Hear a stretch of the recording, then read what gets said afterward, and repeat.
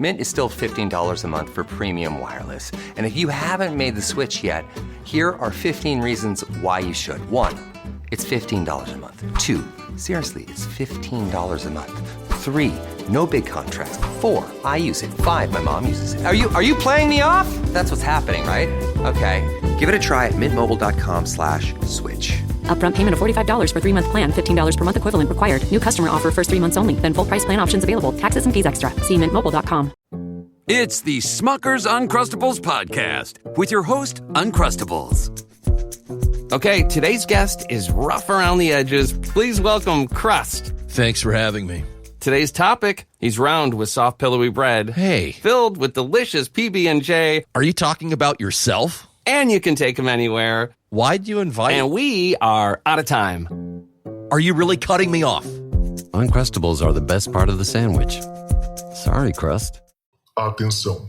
Este podcast pode conter representações de cenas que algumas pessoas podem achar perturbadoras e alarmantes. Os conteúdos aqui representados são responsabilidade de seus próprios autores. Para uma melhor experiência, os fones de ouvido são aconselháveis.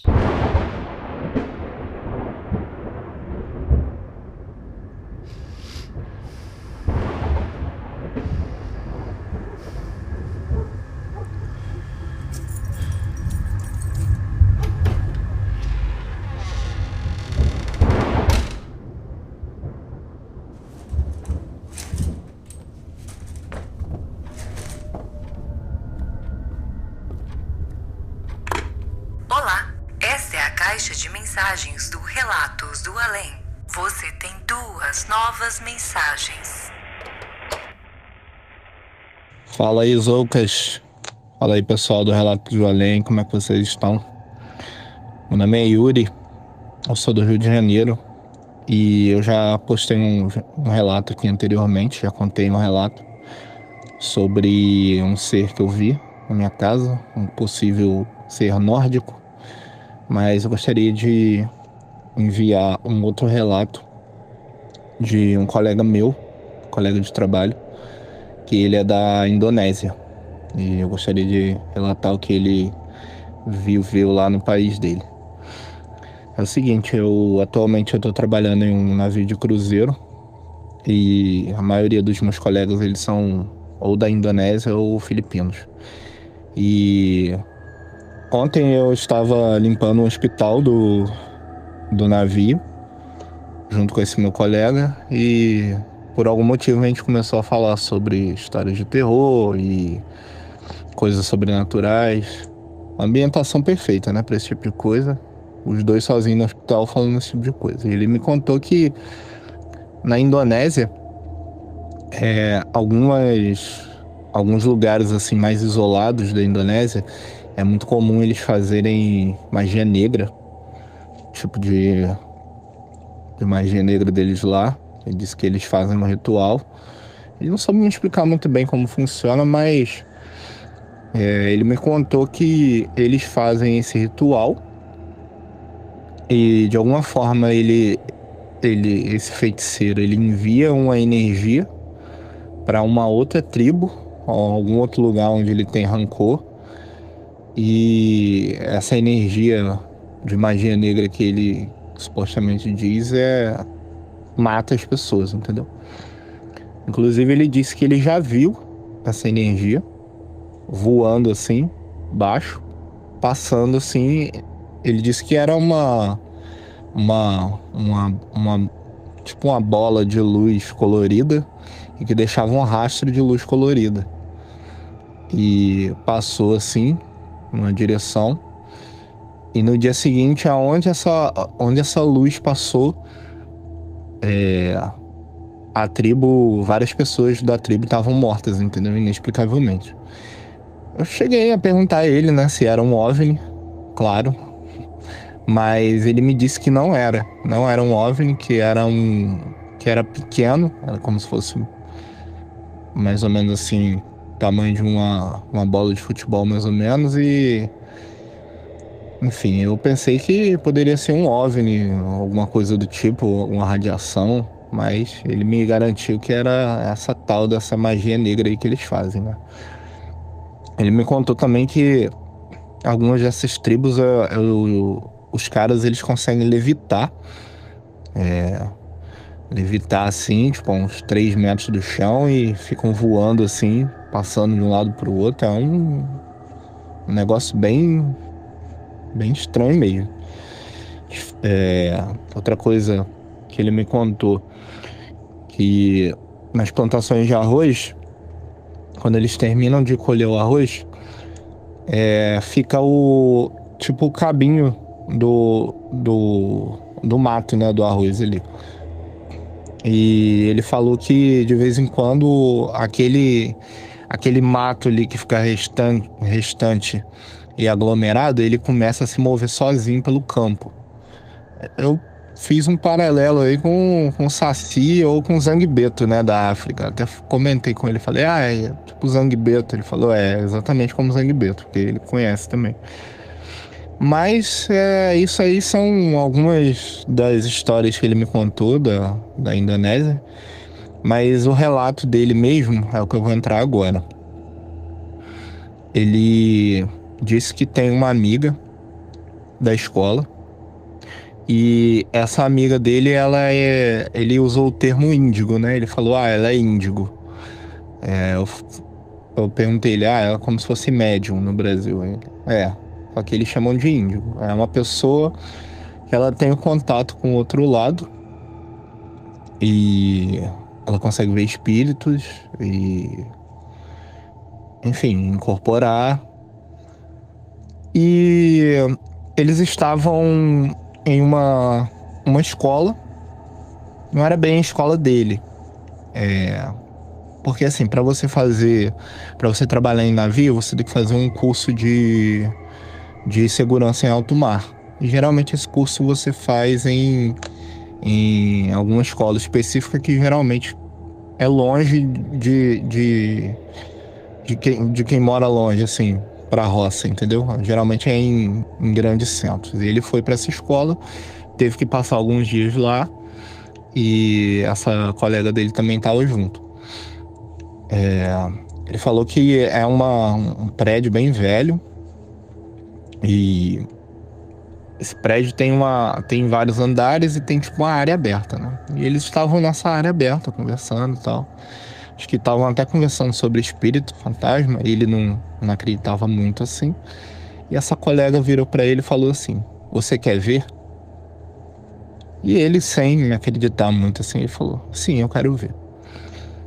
Aí ela pegou no braço dele, segurou o braço dele assim forte, passou a mão assim nos olhos dele e fechou os olhos dele. Aí ela falou assim, você pode abrir agora. Aí ele disse que quando ele abriu, ele viu um fantasma sentado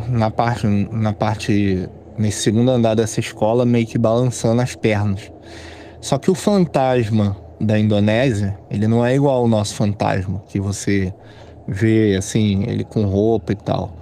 Não, ele me explicou que é o seguinte, quando eles vão enterrar uma pessoa na Indonésia, eles não usam caixão, eles só cavam uma cova e enrolam a pessoa numa mortalha, né, num pano branco, com os braços assim cruzados, semelhante a uma múmia, enrolam a pessoa toda, incluindo a cabeça, e no topo da cabeça eles fazem como se fosse tipo um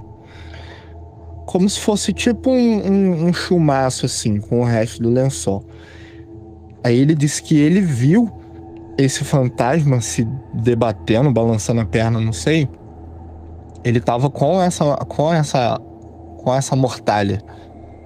Só que a mortalha tava toda suja, como se ele tivesse enterrado há muito tempo. E ele disse que ele conseguiu ver os olhos por detrás da mortalha, eram olhos vermelhos encarando ele. Ele disse que nessa hora ele arrepiou todos os pelos do corpo dele. Ele só pediu pra garota assim, para, eu não quero ver mais. Pelo amor de Deus, eu não quero ver mais. E ela falou, tá bom, você não vai ver mais. Aí ela novamente passou a mão nos olhos dele. Ele abriu os olhos e não viu mais. Mas desse dia ele ficou com um cagaço extremo. E, enfim, ele disse que depois desse ocorrido ele conseguia ver vultos, né? Tipo sombras, coisas assim, mas ele disse que nunca mais ele vai querer ver e nunca mais vai duvidar de nada. Eu perguntei ele se ele tinha mais algum relato, alguma coisa, ele me disse que não lembrava, provavelmente não. E é isso, gente. Esse é um relato aí desse meu amigo chamado Dimas, da Indonésia. E foi contado dentro de um hospital, dentro de um navio velho, no meio do mar Mediterrâneo. Ambiente perfeito para esse tipo de coisa. E é isso. Se eu souber de mais histórias de outras nacionalidades, vou perguntar às pessoas aqui, né? Que tem diversas nacionalidades, Índia, Indonésia, Filipino. Aí eu mando pra vocês, tá bom? Era isso que eu queria compartilhar. Um abraço pra vocês, pessoal. Você tem uma nova mensagem. Primeiramente, queria agradecer aí ao Cristiano por essa oportunidade de eu estar deixando aqui meu relato. Acho que é o relato mais macabro que eu tenho na minha vida. E eu sempre conto esse relato em várias rodas de amigos, que a gente sempre puxa esse tipo de conversa. Querendo ou não, esse tema ele sempre entra em pauta em rodas de amigo. Bom, cara, o meu relato é o seguinte. Eu me chamo Iverson, né, na verdade. Sou de São Luís do Maranhão. E esse meu relato ele tem por volta de uns 4 anos, mais ou menos. 4 a 5 anos, para ser exato. Hoje eu tenho 19 anos, na época eu tinha uns 14 anos. Acho que 14, 15, por ali. Tava na adolescência ainda. E na época, esse relato ele aconteceu na minha casa. Tá bom? A minha casa aqui a gente sempre tem algumas atividades meio estranhas que acontecem durante a noite. As cadeiras cai coisa de dentro do armário, as portas amanhecem abertas e não há ninguém. Só que esse em particular foi o que mais mexeu comigo. Assim, ainda consigo lembrar a sensação, a aflição, o medo, o desespero que eu senti no dia. E já aconteceu várias outras coisas que nunca tinha me deixado desse jeito. Aqui na minha casa a gente sempre teve uma relação um pouco conturbada, assim. Questões de briga e tal. Teve sempre muita briga, muita violência, muitos palavrões, muitos xingamentos. Entendeu? Meu pai, ele era usuário de droga, então costumava acontecer algumas coisas, algumas brigas aqui dentro de casa. E aqui no Maranhão, ou acho que em todos os lugares, a gente tem essa crença de que quando a gente chama alguma coisa, a gente acaba atraindo aquilo pra dentro de casa. E aqui sempre foi desse jeito, já me acostumei. Hoje em dia melhorou, graças a Deus. Mas enfim, indo pro relato, eu tinha por volta de 12, 13 anos, 14, 13, por ali, nessa faixa etária. E eu era muito viciado em jogos eletrônicos. E na época tinha lançado o Free Fire. E eu jogava muito mesmo, muito. O meu sonho era ser jogador de Free Fire e viver disso. Eu jogava muito, eu chegava da escola pela manhã e eu nem almoçava. Eu tirava minha bolsa, tirava minhas coisas e corria pro quarto, me trancava e ia jogar. E isso durante toda a tarde. Colocava o celular pra carregar e à noite eu virava a noite jogando de novo. Às vezes eu ia pra escola mesmo morto de sono porque eu não dormia nada. E aí, um dia em específico, eu sempre jogava no quarto. Só que quando era noite, por causa da minha mãe, que ela iria brigar pra mim que eu ficava muito tarde no celular, eu ia pro terraço da sala, terraço da casa. E tem uma rede lá. Eu deitava nessa rede, muitas vezes eu acabava dormindo por lá mesmo e acordava pela manhã. Então um dia eu fui pra lá, eu fiquei lá jogando. Joguei muito esse dia, a tarde inteira. Passei a tarde virando, eu não tinha ido pro colégio esse dia, então passei um dia jogando partidas e partidas. E aí, quando chegou a noite, eu ainda continuei jogando, parei pra jantar. normal, vi alguns amigos aqui em casa, a gente brincou um pouco enquanto o celular carregava. E aí, logo pela tarde, eu já tinha sentido uma energia um pouco ruim. Que criança a gente sente, quando a gente é criança a gente percebe quando o clima não tá muito bom, quando tem alguma coisa de estranho. E nesse dia, à tarde, eu tinha sentido algo estranho. Ao eu entrar pro quarto, eu tinha visto um vulto passar atrás de mim, mas eu não acreditei na época. Eu pensei que fosse um problema meu. Eu disse assim, não, acho que eu tô vendo coisa, tô alucinando e tal. E aí tudo bem, não liguei muito pro que tinha acontecido. E aí eu fui brincar. À noite chegou, jantei, fui jogar mais uma vez. E aí eu deitei na rede e comecei a jogar. Joguei várias partidas, não vi o tempo passar. Não vi a hora que o pessoal aqui em casa dormiu, só vi a hora que a luz desligou. A luz apagou porque iríamos dormir todos. E eu fiquei jogando.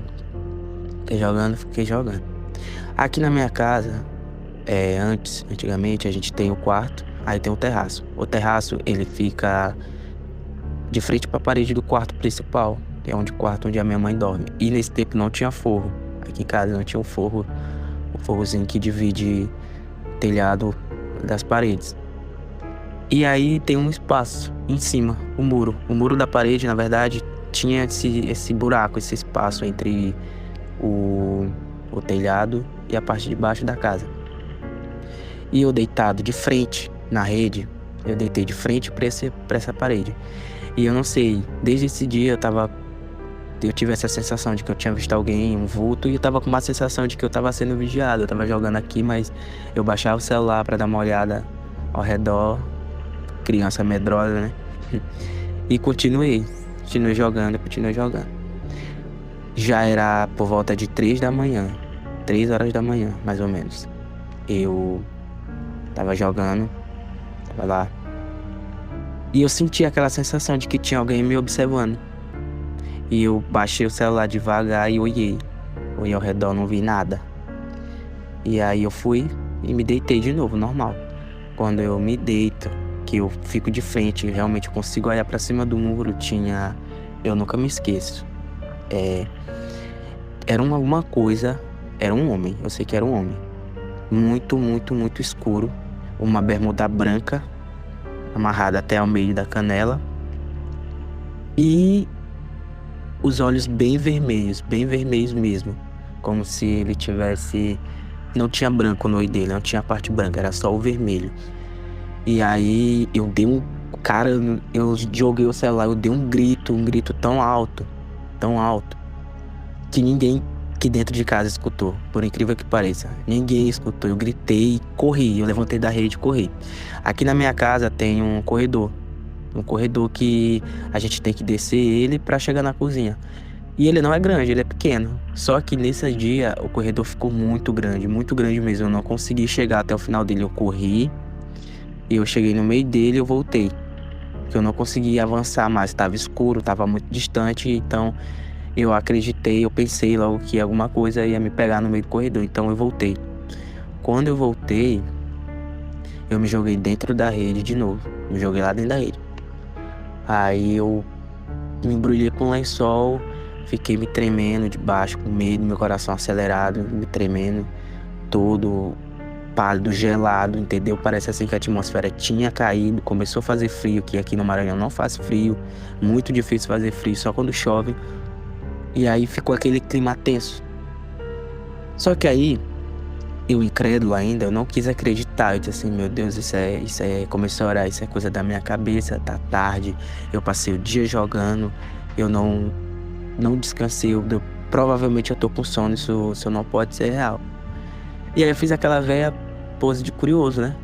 Eu coloquei o lençol, tinha colocado o lençol por cima de mim, eu tirei só um pouquinho, só deixei um olho de fora. Olhei lá pra cima do local onde eu tinha visto a criatura e não tava mais.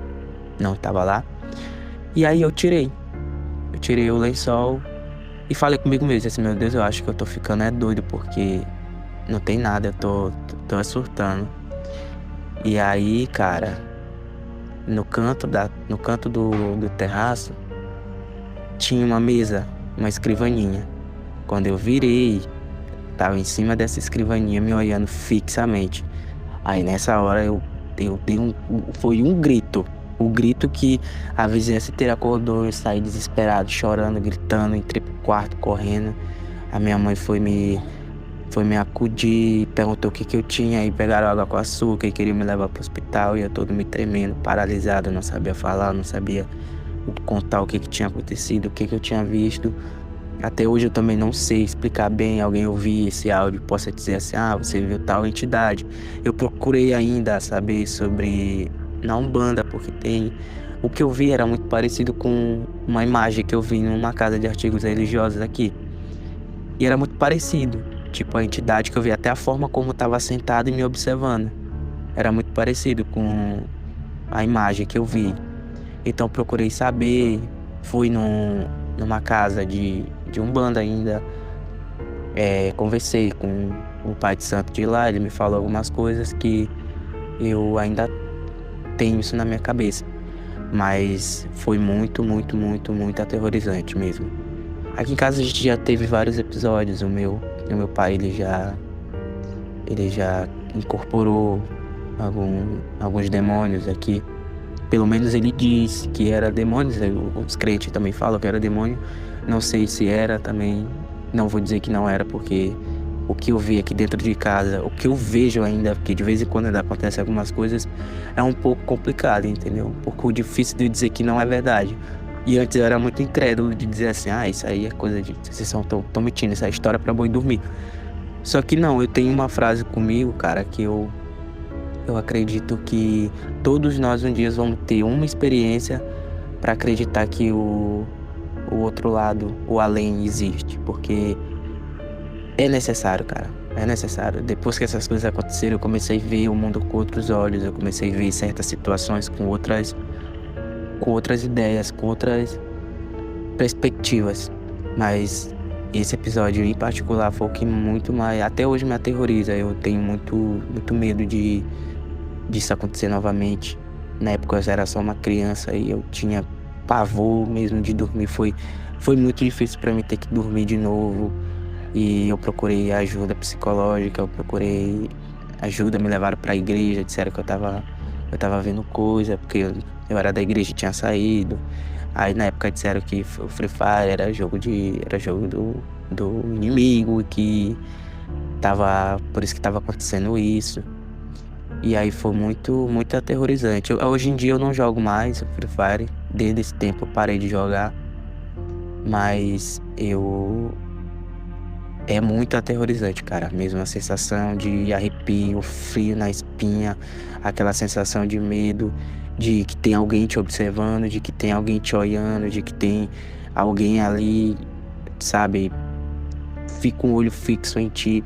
E eu não tinha o costume de orar antes de dormir. Depois desse dia eu oro todas as noites antes de dormir, pedindo que eu não veja mais isso, porque realmente eu não preciso mais de provas para acreditar que o lado obscuro do mundo existe, porque realmente eu já passei por isso, eu já vi, já presenciei essa situação, então é algo que eu não quero mais presenciar. Então esse foi o meu relato, tá bom? Quando eu vi o podcast eu fiquei muito interessado em saber de outros relatos, porque é um pouco difícil a gente encontrar gente desse jeito, pessoas que também passam por essa... Muitos deles não falam, né? Não falam, então esse aí é o meu relato pra vocês. Does it ever feel like you're a marketing professional just speaking into the void? But with LinkedIn ads, you can know you're reaching the right decision makers, a network of 130 million of them, in fact. You can even target buyers by job title, industry, company, seniority, skills, and did I say job title? See how you can avoid the void and reach the right buyers with LinkedIn ads. Spend $250 on your first campaign and get a free $250 credit for the next one. Get started at linkedin.com/campaign. Terms and conditions apply.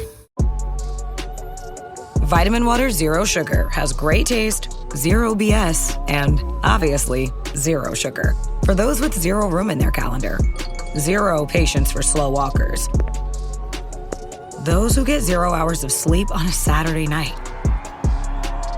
have zero filter, zero given, and 0 interest in grabbing a plain, boring water. Grab a delicious vitamin water Zero Sugar today.